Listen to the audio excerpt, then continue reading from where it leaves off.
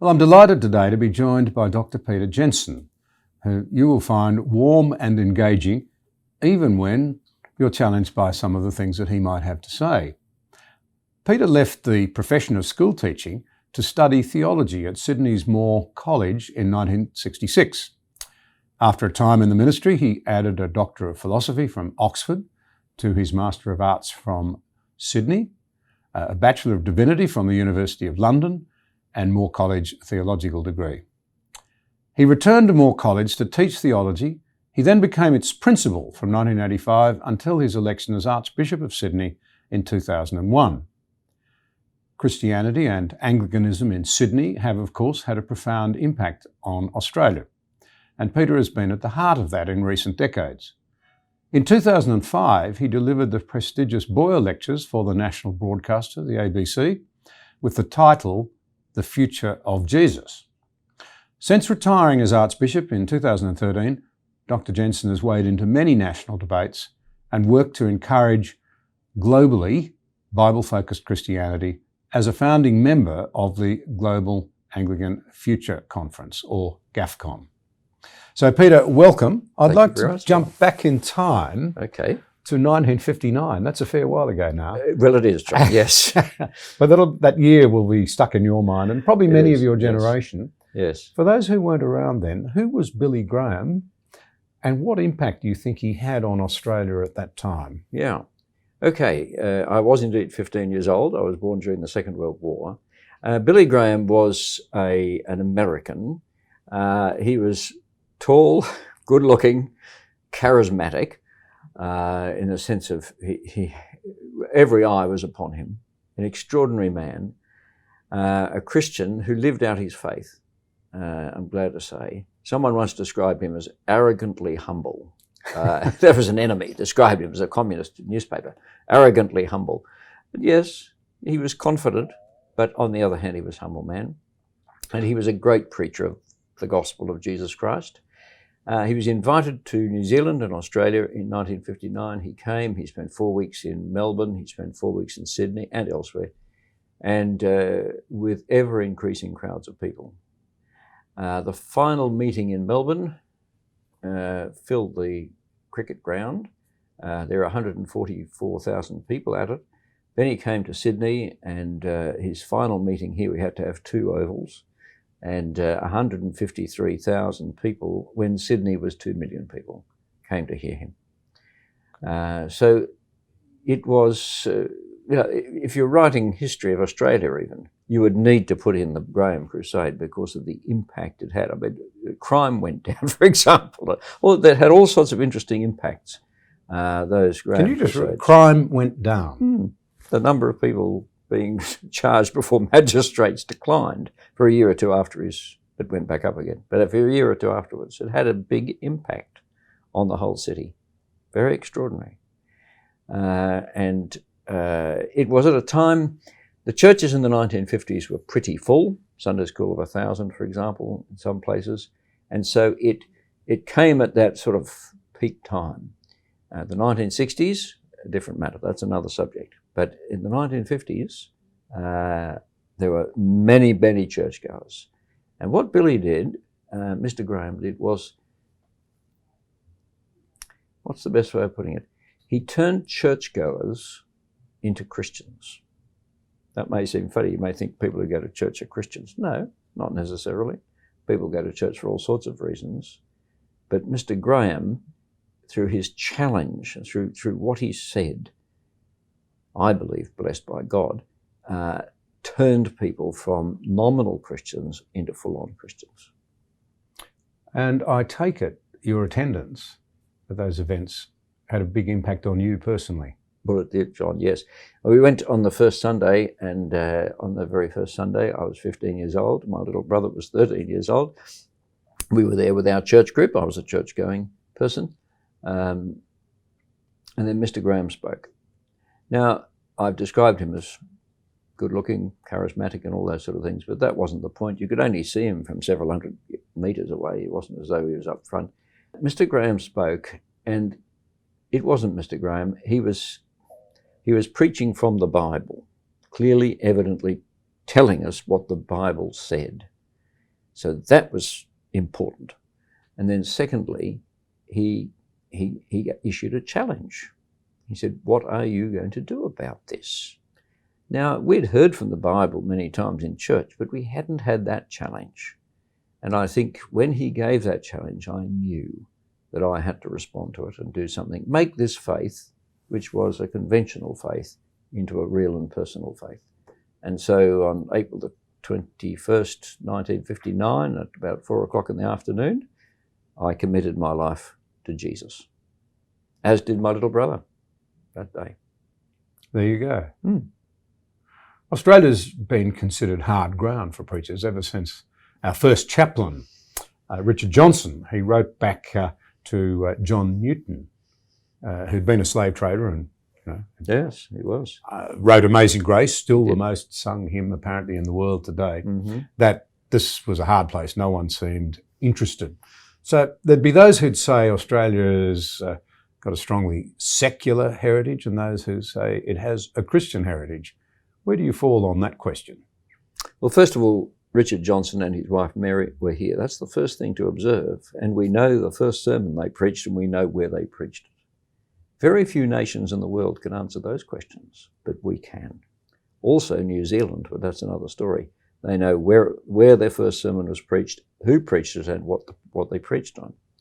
Now, I want to say that because the word secular it's a word we need to be careful of, I think. It's changed its meaning, It like has so changed. many other words. It's been garrisoned by a certain way of thinking.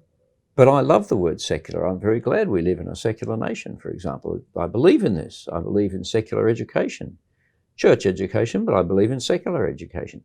Because the word secular simply means basically of this world. And so you can have secular priests. Well, if the word's a bad word, if it's atheist, how can we have secular priests? It means a priest out in the world. So that's the first thing to say. And the word that I do worry about is the word secularist, which is an ideology, an atheistic ideology, which insists that religion is not true. Now, I'm not a secularist, but I do believe I'm glad to be in a secular nation, in the sense that no one church dominates this country, and that's as it should be. The Church of England is an established church. That's a tragedy for the in church. England. Yeah, the Church of England in England. Thank you for that correction. I think that's a tragedy for the church. I think it's a tragedy for the nation. It's good that the church exists comfortably and with good interconnections. Excellent. But that a church should be in a dominant position, or that the government should be in a dominant position over the church, that's not good. And so I'm glad we live in a secular country, but it doesn't mean it's not a Christian country. So from the very beginning, the Christian influence in this country has been profound. And we need to know that. And you've just, yes, I think that's right. You've just alluded to the 50s as probably the decade of highest attendance, certainly in the last century. In the last century, yes. 19th century probably also, but in the 20th century, the 1950s. Yeah, the 1950s. A lot's changed since then. There's been a massive cultural revolution. Yes, there has. What do you think happened? The pill. Sex was invented in 1963, as was it Philip Larkin said, the poet? Now, it's ridiculous in historical narrative to find one thing, like the whole world changed because the Irish left Ireland or something like that. This is a little bit oversimple, and so that's a far more simple answer that I've just given. But the decade, I would say the decade of the 60s, where the baby boomers came into their teenage and later years, to my mind, the decade of the 60s is the crucial decade for cultural change in the 20th century, and so far in the 21st. I think we are living out the 60s. And that was the point at which large numbers of people gave up their nominal Christianity, because I don't think it was a turning back of people with a genuine faith as much as people who had simply gone to church as a thing to do and moved away. Someone's written a book called The Death of Christian Britain, and he says this, 1960s, And he puts it down to the sexual revolution, not only that, but particularly that in the 1960s. Right. Well, the sexual revolution, as you term it, of course, has turned a lot on its head, and yet we know that it hasn't always produced very happy results. Already you've reminded me to recommend a couple of books, if I can, not written by me, so that's all right. One of them is a book by Stuart Piggin, who's a professional historian, and he has redressed the balance on the impact of Christianity in Australian history. In Australian history, so often the churches and Christianity has been written out. There are reasons for this, but it has happened. It's been written from a secularist perspective. But Stuart, in 2 volumes, has done great work in writing Christianity with faults as well as with good things, back into the history of our nation where it belongs.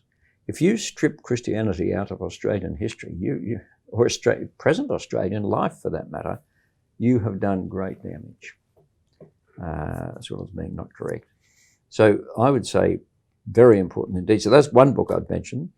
And the other book I'd mention too is a book about the sexual revolution by a psychiatrist from Bristol University, now retired.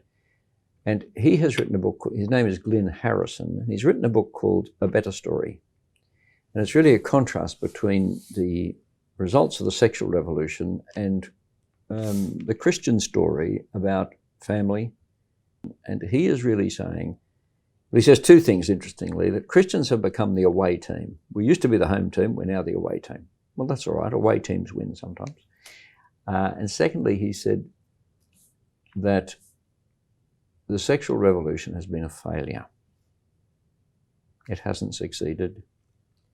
And that really, if you want to go back and look again at the Christian moral values, they actually produce a better result for sex. Better in bed is really what he's saying. Yeah. Interesting. The research does back that up. Mm. But in fact, there's an enormous amount of sexual dissatisfaction and lack of joy. Yeah. And even simple engagement in the act, Yes. which people value Yes. as a result of the sexual revolution. So it is by no means, we're trying to build a culture now around complete John, sexual freedom. See, here's another point, which I know you're also very much aware of. Since the 60s, of course, when pornography was regarded as okay now, it's very interesting. The people who fought the battle against censorship and allowed the victory of Lady Chatterley's lover and all that sort of thing, could they have possibly ever been aware of the internet and the pornography of the internet and the way in which pornography is now seeping into the lives of 10-year-olds? These are pretty serious things. And when pornography takes over, sexual satisfaction disappears. So it's not a success. Many would say that the idea of public Christianity violates the concept of the separation of church and state. Yeah. Now, of course, the separation of church and state is actually a Christian doctrine. That's usually missed. People think, oh, no, this is, we had to get the church out of meddling. Yes. But in fact, as I understand it, it's render unto Caesar that which is Caesar and that which is God. As someone once said. Yes. Yeah. And indeed, it's interesting, isn't it? The words of Jesus turn the page. There's just a simple word. I get up on Sunday mornings and preach for 30 minutes. But Jesus used to speak for about 2 minutes and change the world. He just had that capacity, not surprisingly. So render to Caesar what is Caesar's and render to God what is God, says it. I'm not uneasy with the idea, but I'm uneasy sometimes with the expression separation of church and state because of the abuse. I think it arose in Christian circles to make sure that the state did not so dominate the church, that the church had to do everything that state said. In the end, Christians owe a loyalty to God first and foremost. Because of our loyalty to God, we are very good citizens, because it tells us in the Bible to obey our leaders and to submit, unless we are asked to do that which is against the Word of God. So Christians, a wise state would value churches and value Christians, but it's not, the state does not run the churches. And even more important, I think, the church does not run the state. That's why I say I prefer to live in a secular state. Thank you very much. Yeah, there is an incredibly important role for a secular state, but that is not to say that it should not draw on the wisdom of or exclude Christian members of that community from involvement and having their say. It must. It must. And furthermore, if you say, oh, I'm a secularist and I'm secular, and you, well, that's a philosophy too. So if you chase the Christians out of the arena, all you're doing is you're saying my philosophy is the one that ought to dominate. You're not saying, oh, everyone needs to be out of the public arena. You're really saying I am in charge. It's a very bold claim. It's false. So no, I think it's not an accident that many of our great leaders have been Christians. They must have their own conscience, not be told by me. It's not a matter of, a church leader ringing up and saying, you've got to do this, you've got to do that. But nonetheless, bringing the Christian virtue to the business of government is a very positive thing. Humility counts, for example. It's interesting that that's a quality we still admire in an age when we almost raise our kids to be proud of themselves, think of themselves as the centre of their universe, if not the universe. But then when we see it on the stage in public life, we're repelled by people who are self-obsessed and self-serving. We want people who are committed to serving us. Yes. We do recognise the importance of humility. Very much. At least when we look on those who purport to lead us. When we see it in others. Yeah. You're right, John. One of the things I do, and I commend it to you as well, is when I talk to a professional, so I talk to a doctor, a veterinary a surgeon, a policeman, whoever, I say to them, what's going on in the Australian soul? Tell me what your experience is of Australians, of Aussies. What's going on? And write me an email. And I've received lots of emails telling me what people are going on.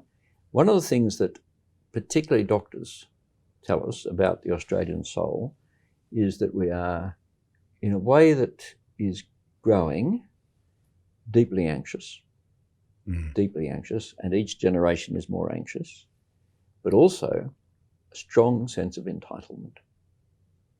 So doctors say to me that the patient comes in and says, you must fix me. Google said you could, and so forth and so on. But it's not just the doctors, but others talk about this entitlement era. You must do this for me. It's unpleasant, it's unhelpful, and that is where the culture and the Christian ethic have parted company. I don't think it's going to work. Well, I'm very concerned. Part of the reason we do these conversations is that I don't think it is working, and I think people know it's not. We've had years of what is called progressivism, several decades of it. Yeah. We've never seen such atomisation, such fracturing, such anxiety, you mentioned it, depression, self-harm. Yes. I think the challenge, frankly, for people who want to say that they can take our society forward is, on what basis do you think we should try more of what we've been playing with, because it doesn't seem to be working very well? I think that's fair. It is a complex world, and a number of reasons for this. Indeed, listening to one of the people who has appeared in your podcast talking about the way in which the teenage generation is now locking themselves in their rooms and just relating to technology, that's new. And even the ones above them don't have the same. So there's a number of complex reasons for this. But what you're saying is true. And there's going to be no easy way out. One of the issues, John, I think, and I don't know whether you agree with me, but is that when you accept the Christian worldview, you are accepting the fact that human beings are failures, that there's evil as well as good in the heart of every person, and that in the end, progressiveness will not work.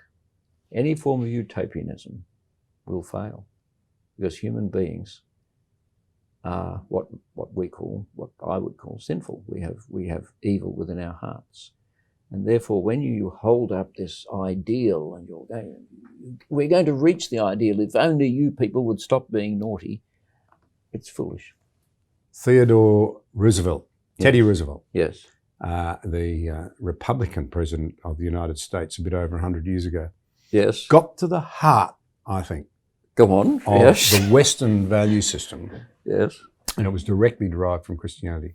So no person should be above the law, no person should be below it. No. So the king or the prime minister or the wealthy businessman should not be above the law. They should be subject to it, Indeed. just like the people in the middle, nor though should the disadvantaged or the person who's marginalised not be the subject of the same law, not be No. allowed to access the same level of justice, to put it another Now way. that must mean that Teddy read his Bible, because I came across a verse. I do read my Bible from time to time, and I came across a verse that really astounded me. In fact, I had to read it 3 times to make sure I was reading it. And it ran like this. It's in Exodus, the book of Exodus, where the law is given, and it says really, "You will not favour the poor man in his suit." I thought he means the rich man. No, it says the poor man. That is to say, your richness or poverty makes no difference. You are under the law, and you're not favoured simply because you're poor any more than you're favoured because you're rich. And that's the law. That's what life under the law is, and thank God for it. Now, by the way, of course we favour the poor when it comes to generosity and support and caring for the poor. What a wonderful nation we live in, where the poor receive such benefits. But when it comes to the law, the fact that you're poor or you're rich or anything else, I think this is what you've said, Teddy Roosevelt said, makes no difference. Now we want to tear his statue down. Oh. Well, we don't. yes. If a statue tearing down, again, is an indication that people believe that people are good. There's no statue ever been put up of a person who has not been the glory and the scum of the universe. And biographies, statues, whatever, they are all going to be of flawed people. And when we pull them down, I can understand the motive in some ways. I think I'd like to see the statue of Stalin pulled down, but nonetheless, you say to yourself, yes, but where does it stop? And who is so perfect that we can have their statue there? Well, it comes out of this belief that human beings are actually fundamentally good, except for some people. Not true. There was a very wise commentary by an English commentator, whose name escapes me at the moment, in relation to the pulling down of the Rhodes statue. Yes. And this particular individual said, this is an absurd idea. You want to tell Rhodes a story, good and bad, and to balance it out, put a statue of the king of the Zulus on the other side of the street and tell his story as well.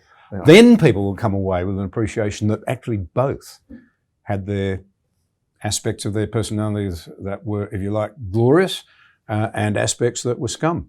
Both of them. Yes. None of us have a monopoly on it. No. Really, John, this is getting back, and our discussion has been about the key issue of our age, which is what you call anthropology. That is to say, not this discipline in the university, but the study of human beings. And the question is, who are we? And I think that is the issue of our age. That the identity, personal, people are deeply worried about who they are, and we have different views from different points of view about who human beings are. And from my point of view, I have to say, and this is a matter for discussion, but from my point of view, unless you have the view that human beings are infinitely precious, each human being is infinitely precious, that disablement does not change that. Disfigurement does not change that. Even immorality does not change that. Each individual is infinitely precious, but that each individual is deeply flawed as well. Unless that is integral to your understanding of who humans are, I think you will end up in a mess in our society. I think we've made a mistake if we don't recognise both those truths. It comes to forgiveness, among other things. Now, let me give you a parable. The parable is as follows, that it concerns my father, who was a very, very keen golfer. And what I observed as a young man, as a child really, because he'd go around with him, but when he played on his own, just practicing, he would always count every stroke. Even if he made an air swing or he hit the ball into the rough and lost it, he counted every stroke. And that's my parable. Unless this nation is made up of people who do the right thing when nobody's looking, Yeah, I see. it will be ungovernable. Yeah. Because one of the mistakes often made, I think one of the mistakes that's often made is the belief that somehow the law will fix things. Yeah. There are two great saviours that people think are going to save us: education and the law. Now, as I think it was G.K. Chesterton said, if you educate devils, you'll end up with educated devils. Education is a wonderful thing, but it won't save us. You create clever people, it won't create good people on its own. Now, the other thing is about the law. People think, well, if we pass sufficient laws, we will force people to do the right thing. And again, law matters. That's perfectly true.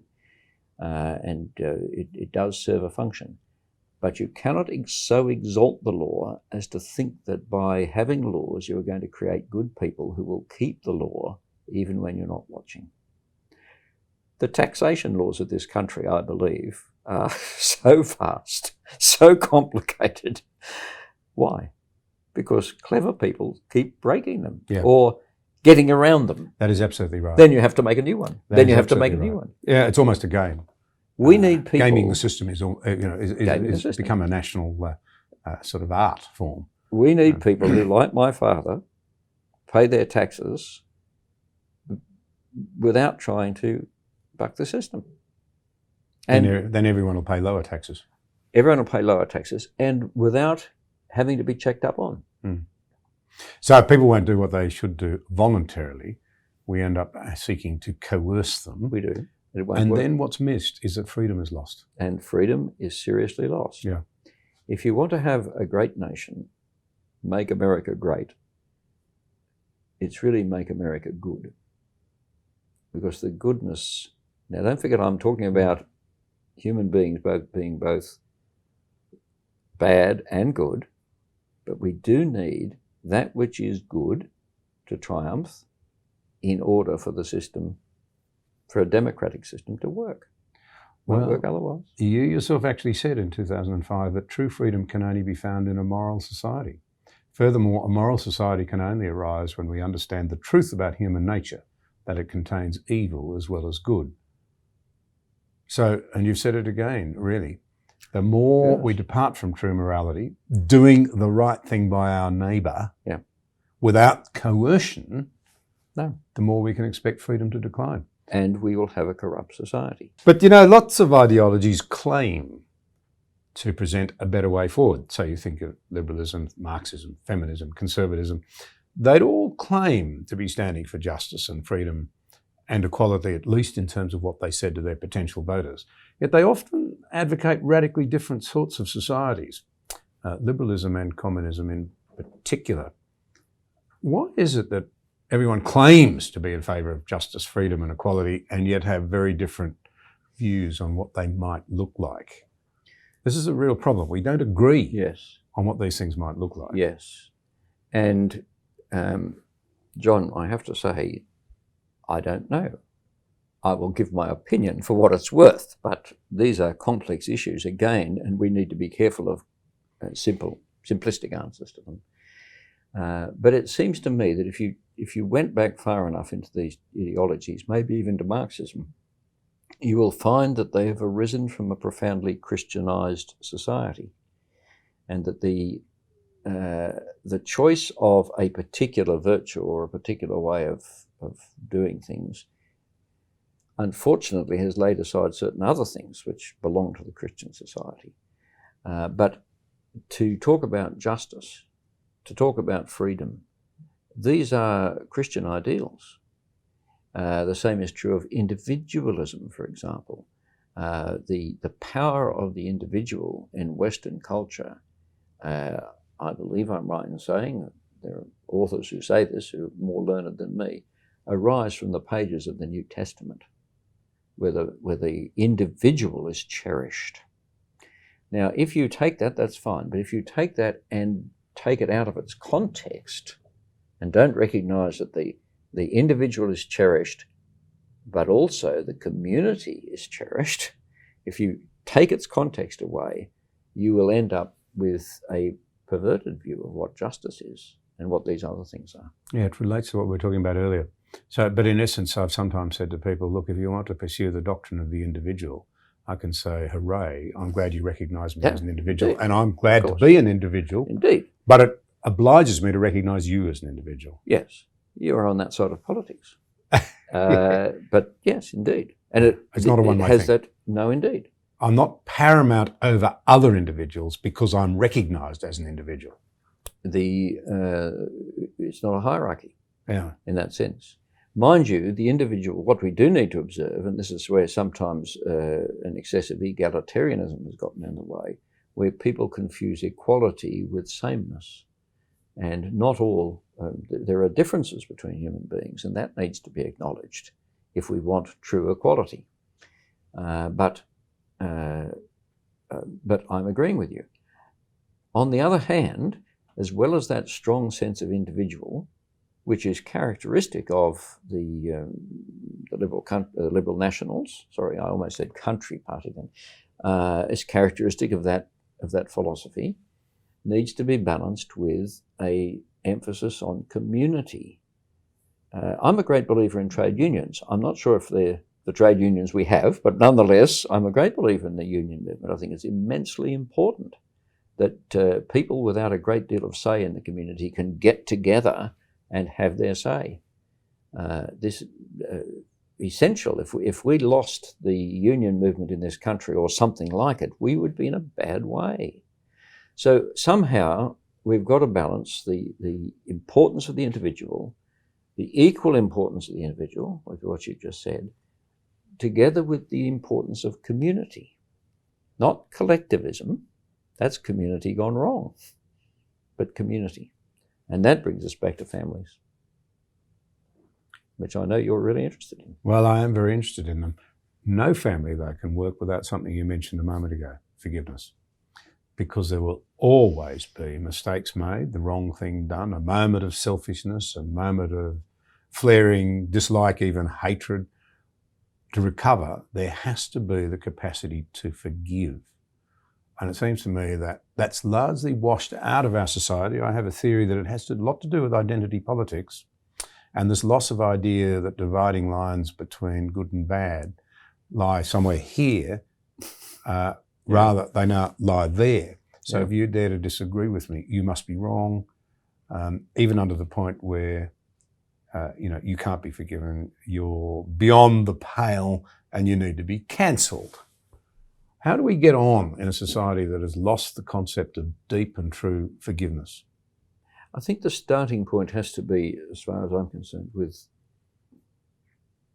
what the Bible tells us about God. One God who has made everything, all-powerful, all-knowing, a God of complete justice. Thank God, I want a God of justice. But then, astonishingly, a God of forgiveness. How is this possible? And any forgiveness, one of the transformative features of the Christian religion over the years has been the emphasis on forgiveness. When I say, I'm not saying that Christian religion has been faultless or anything like this. We're made up of sinners. But the emphasis on forgiveness arising from what we call grace or love. Now, the Bible does talk about God is just. It also talks about God is love. And out of that love comes the capacity to forgive. Now, without it, given that we are human beings and therefore corrupted, as you rightly say, You can't have a school, you can't have a party, you can't have a club, and you definitely can't have a family. So we need to think more about forgiveness. We need to be people who will forgive, which requires transformation within. We need to be people who will forgive, and we need to be people who practice forgiveness. We also need to be people who understand what forgiveness means and entails. And that brings in the other side to it, which is being sorry for what you have done and being willing to own up and to confess what you have done, that you may receive forgiveness. There's a lot to learn here. When we do marriage guidance courses, I hope we do a lot on this. I mean, most people can work out sex without it being told, but we certainly do need a lot on forgiveness and sorrow, owning up, which is not the same thing as remorse. So there are things to think about here which would really be essential in an era when families are dissolving. I think we need to confront this issue. Difference between remorse and sorrow. Remorse is, oh dear, I got sprung, it's made a mess of things. Sorrow is, I genuinely regret this. Is that the difference? Yes, the word I would use is repentance, but that may not be understood. But yes, remorse is that sense you have, oh, I've been caught out, I've done the wrong thing, oh, woe is me, I'm a bad man. You know, when conscience comes and slays you, remorse. But that's not the same thing as repentance. That's not the same thing as doing what you need to do about this, of recognizing that you really have done the wrong thing and that you have no right to forgiveness. A remorseful person often thinks that they have the right to be forgiven, but no one ever has the right to be forgiven. A repentant person will say, I am not worthy to be forgiven. Would you please forgive me? But recognize that I don't deserve to be forgiven. I think that's the difference. And you may live with a remorseful person, you know, they do something, they get drunk once a week, whatever it is, and Monday morning they're always remorseful.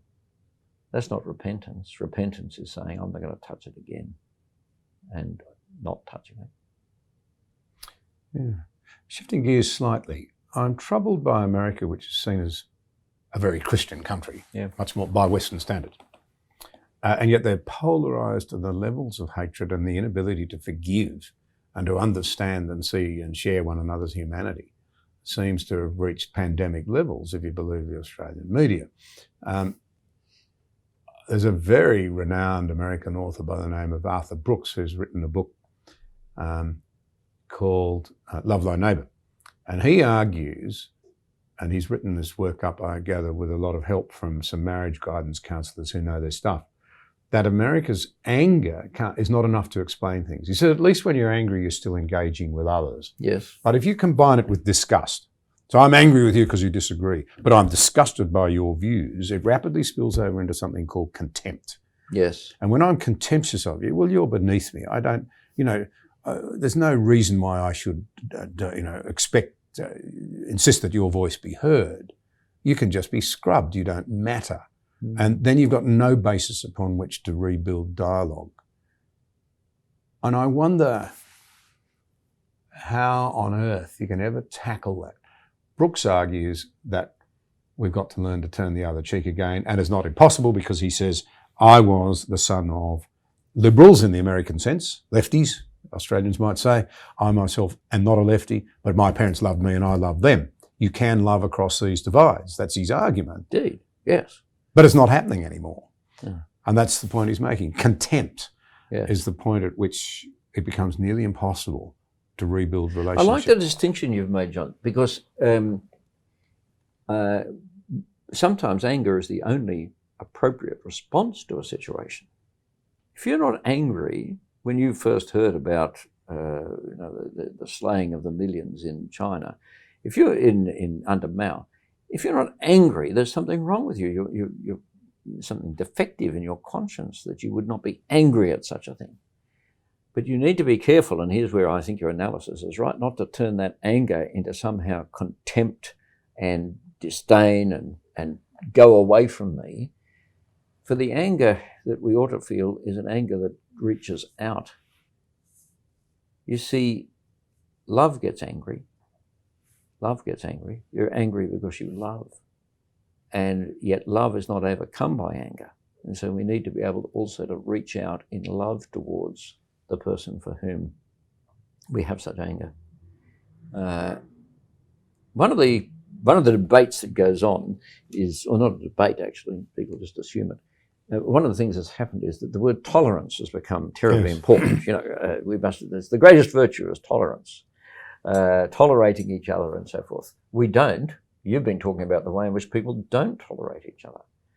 But it is one of the things that people have put very high on the list of values. But you know, tolerance is not a bad thing. But the real value is love. Yeah. Love your enemies. And not love, easy to do. It's not easy to do. That's maybe why tolerance is such an easier thing. It's an easy, cool virtue. Tolerance, love is something that's hard, but absolutely necessary. And when we say it, I think all of us agree. Hard when we disagree. I mean, it's easy. Very hard. Easy to love your own. Hard when you disagree. And we learn it often in families, by the way. Yeah, well, which is why one of the reasons why they're important, the socialisation of our children. Yes. And so if the US is as you describe it, then there are real difficulties ahead. Yeah. Because love of neighbour comes first. Yeah. And to see a Democrat and a Republican together, to see here, I happen to know, I believe that in our House of Parliament, we have people on both sides of Parliament who really get on very well together and work together. I think that's your experience. Absolutely. So that's what we need. Yes, differences, but not those differences which prevent love from triumphing, forgiveness from being issued and received, and people working together. But that comes from the heart. Mm. To shift again, many people would say that religious freedom is not very important in Australia because we're not a very religious people or a religious country, so that no one much is going to be affected if that liberty declines. I have to say I don't think that's very well thought through because it goes to the issue of freedom of conscience. But what do you think religious freedom really is, and why should non-religious Australians care about it? Oh. Well, the first reason is that churches are so important to us, to the quality of Australian life, actually. And I remember talking to a gentleman who represents in the Australian Parliament. He's an atheist, but he said to me that churches, every member of Parliament knows that churches are amongst some of the most important groups in their constituency, because churches will stand for something and will reach out to others, the best churches, in a way that others don't. And in a society in which community is disappearing, bowling clubs are closing, golf clubs are closing, in an era where community is disappearing, the local church is actually even more immensely important. So that's one thing, religious liberty indeed. Of course we need freedom of speech and freedom to speak, freedom to discuss, John. You and I can disagree with each other. You're not going to cut me out of your will, as far as I know. But disagreeing is extraordinarily important. If we're going to find the truth, we have to disagree with each other, and we must be allowed to speak uncomfortable truths, and to do so without being trashed, as people are now able to trash us. If we censor, it's very strange. The old censorship laws were done away with. Now we have new draconian censorship codes that are worse than anything you ever experienced before. But if that happens, and freedom of speech goes, freedom of religious speech, freedom of all speech goes, we will not, first of all, not have community, but first we won't get to the truth. And I believe there is truth, and we need to get to the truth. But truth is often arrived at by conversation, not by just mouthing an ideology. So religious freedom is very important for the community as a whole. And all of us, whatever our views, need to safeguard it. There's another element to this, if I may, and that is this. Because we live in an individualist community, and that's okay, it has its strengths, we tend to think of freedom always the freedom of the individual. Very important, yes. But we need also to think of the freedom of communities, to be communities. So people sometimes say, you're running a Christian school, for example, and people say, well, yes, we understand you ought to have a Christian head of the school, but the teachers ought to be selected on their teaching skills, not on their religious convictions. I would say that is because you don't understand what freedom is and what religious freedom is. For we're not talking here about the singular, the individual. We're talking here about the rights of a community, and this is Christian, to act together as a community. In fact, I would say that we ought to have the right to choose a Christian gardener and groundsman, because that person is part of an educational community. The groundsman is also part of the educational community, and that person there could be praying for the children as he observes them round the grounds. It's through community that educational process occurs, and if you insist that freedom means the individual rights have to be respected, you will destroy things of huge value in our nation, namely community. And for community to function, there's an interesting aspect of this that sometimes takes a little to get your mind around, I think. You need freedom of association, the right to associate, and for that matter, the right not to associate. Definitely. And the unbelievable thing is that a lot of the people who want to do away with that right wouldn't have you or me as a member of their club or their political society or their circle of friends for all the tea in China. Correct. That's the breathtaking hypocrisy, I think, at the heart of those who would want to disrupt what you have called freedom of community. Yeah. And it's not understood. It's not understood because, to go back to something that we were saying a little while ago, the great debates of the age are about human identity. Who are we? Yeah. And we are social creatures. We are not just individuals. As then we confront this reality that there's a common view now that religion's had its day, amongst those with megaphones. If I can put it that way in our society. Yeah. And that Christianity is on par with all sorts of other belief systems that are not only antiquated, somehow not harmless, actually bad and even dangerous and harmful. Mm. Not so unusual, really, down through the ages and in most societies. It's just that we're not used to it in our culture. How do we, though, see the opportunity in the midst of all of this? Because it's sowing great confusion. We've touched on that. The great problem for modern progressives is explain this great nirvana that you've been working so hard towards that seems to be more elusive than ever. Yes. And there are a lot of people feeling that. They're confused, they're anxious, they're hardly reassured by what they hear from the talking heads on the television at night and on their media channels, social media channels. Where is the opportunity for a lost and confused world that's lacking real narrative and real understanding? And it's very obvious that this is real. I simply, Exhibit A would be the flocks of young Australians going to hear Jordan Peterson deliver an old-fashioned and tough message about not being the sort of people that you know you ought to be. Yes. And don't expect an empathy culture to pick up and fix your problems.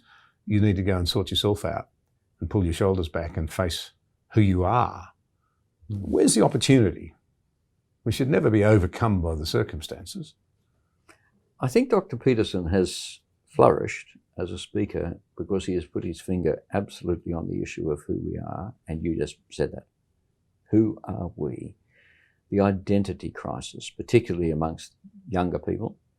Who are we? It's astonishing because we live in this wonderful society. We've never been better fed. We have, thanks to Mr. Costello and others, we haven't had a recession for quite a long time until now.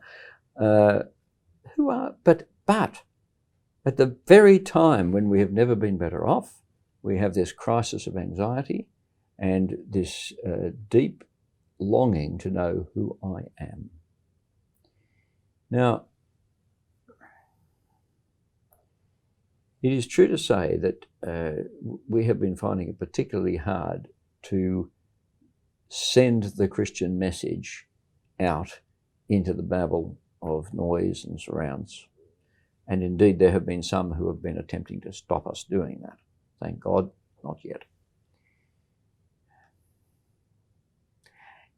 At some level, I blame people like me. I don't think we have been sufficiently profound in our thinking. I don't think we've been sufficiently eloquent in our speech to draw out the magnificent riches of the Christian inheritance and to demonstrate them to the world. We, in a sense, if you understand what I mean, we need a new St. Augustine who did that, one of the great thinkers. Certainly, I see Christian people living in such a way that they're showing that there is a better story.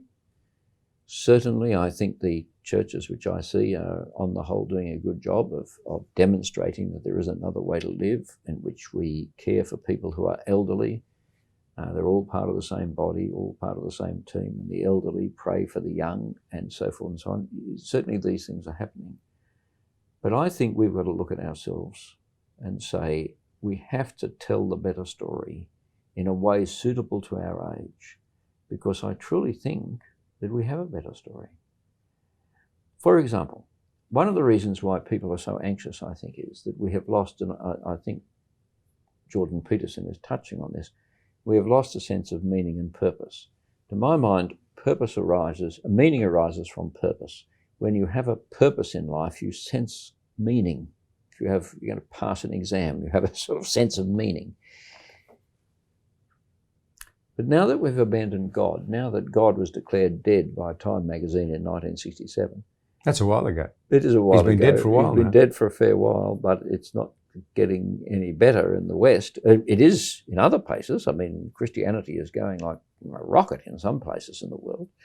But even as a percentage, sorry to interrupt, yeah. But even as a percentage of the global population, let alone an absolute number since 1967, it is. It's the there most would be growing many, religion. many more believers now than there were when he was declared dead. In China, among great irony. I mean, the number of Christians in China, there were 1 million Christians in China when the missionaries were thrown out in 1949. We don't know how many there are now, but maybe 40 million, maybe 100 million. We don't know, but it's extraordinary. Now, what the Christian faith gives you is hope. It tells you that there is an end. It tells you what the end is. It tells you that there is something beyond death. It tells you that there is justice in the universe. It tells you that God is love. It gives you a sense of purpose, out of which comes a sense of identity. I am a child of God. Unworthy though I am a child of God. It tells us that, and it gives us a sense of identity and a sense of meaning. Because if you have a goal in mind, you know where you're going, then each day is filled with meaning. My wife Christine and I love a particular verse in the Bible that says that to find and do the good works that God has prepared for you to walk in each day. And when we pray, of course, we pray, dear God, help us to find those good works that you've prepared for us to walk in today. So we just look out for them, so to speak. Each day is filled with meaning because we know we're on a voyage. You said the word narrative, and I think we have lost the narrative. We have no narrative. Where are we going? What's the point of it all? If you don't have a narrative, you don't have meaning. If you don't have meaning, you don't have identity. You have anxiety, and you have entitlement, and you have deep grief and fear of death, by the way. Excuse me mentioning the unmentionable. Yeah, it's an interesting... But death is unmentionable. And why? Because we have no hope. Now, as I've listened to you teach and argue and present over the years, not wanting to blow your trumpet too much, but I've always been struck by your great knowledge and intellect and thoughtfulness and clarity too.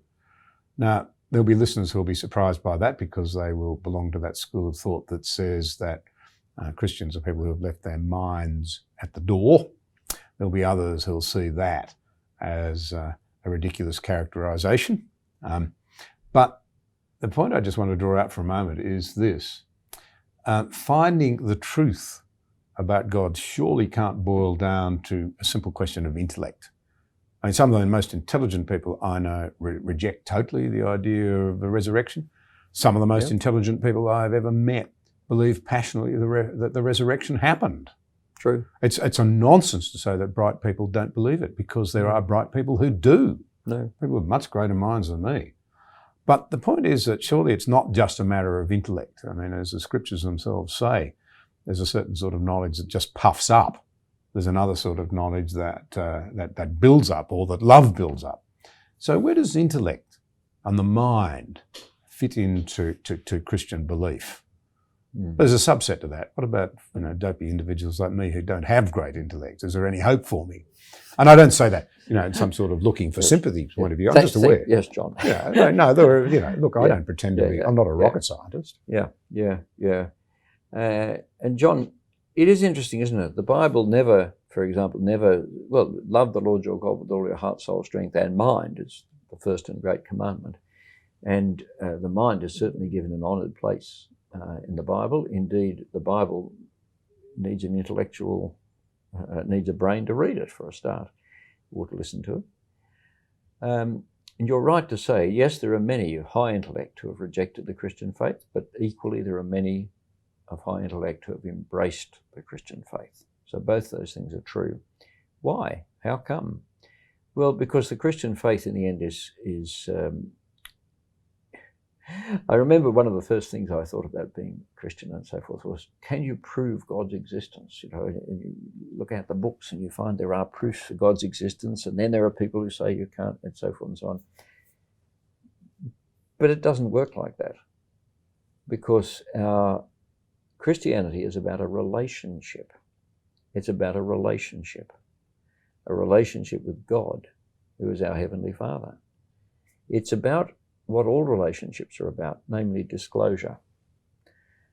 I know you because you have unveiled yourself to me. You've revealed yourself to me. You've disclosed yourself to me. And as it is so, you begin to trust each other, or not, as the case may be, but you trust each other, you listen to each other, you do things together. Is your intellect involved? Of course. How could it be otherwise? The whole person is involved. But it is a relational matter. And I think one of the reasons why people sometimes use their intellects, as I would say, as an excuse really, is because we don't want to relate to God. Because we think we know, that if we relate to God, he'll take our freedoms away. And we want to be free. And so therefore, it's not so much that it's impossible to believe in God because of intellect. It's rather impossible to believe in God who demands your worship and who seeks to relate to you as God. So intellect, yeah. I've had my doubts. I've been through, when I was at theological college, in the second year at theological college, I went through a great period of doubt, intellectual doubt. And no one panicked. That was good. And gradually I began to see, that's how the pieces fit together. And you can't live in this world without doubts. I do. But on the other hand, I also live in a world in which I know God because he has made himself known to me, and he is the one I trust more than anyone else in the whole world. So talking of those doubts, I mean, the reality is, if you don't mind me saying so, you've now lived through quite a bit, through the 60s, and you talked about earlier, through the 70s. You were actually educated in some of the great, to go back to that word, secular institutions like Sydney University and Oxford. You maintained your faith through all of that. So why today, sitting here, do you still say, I am a Christian? Yeah. Because there are some who aren't, of course. Some people I started the race with have fallen away. Others have joined. But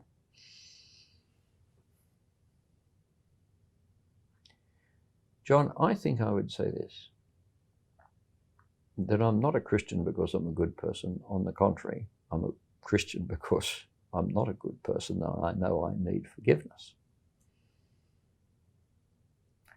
I'm not a Christian because I'm a highly intellectual person, which you've overstated, though I do have brains, and I have been to these great universities. and I have read all the other books. I've read the books against as well as the books for. Bertrand Russell, Why I'm Not a Christian. In the end, I'm a Christian because of Jesus Christ. I've read his story. I've read it in the 4 Gospels. I keep reading it. I can find no other explanation for him and for what he did and said than that he is who he said he was, which is the Son of God come amongst us to save us, to forgive us. There's an extraordinary moment when he is crucified, you know. Fortunately, the Bible doesn't really describe crucifixion. Unspeakable. A horror unspeakable. And Jesus says, as he's being crucified, Father, he prays to his God, Father, forgive them. He prays for the forgiveness of those who have nailed him up, stripped him off, and left him to the birds. Well, there's another moment when a leper comes. Lepers were treated, stay away, stay away, stay away. This leper arrives and he asks for healing from Jesus.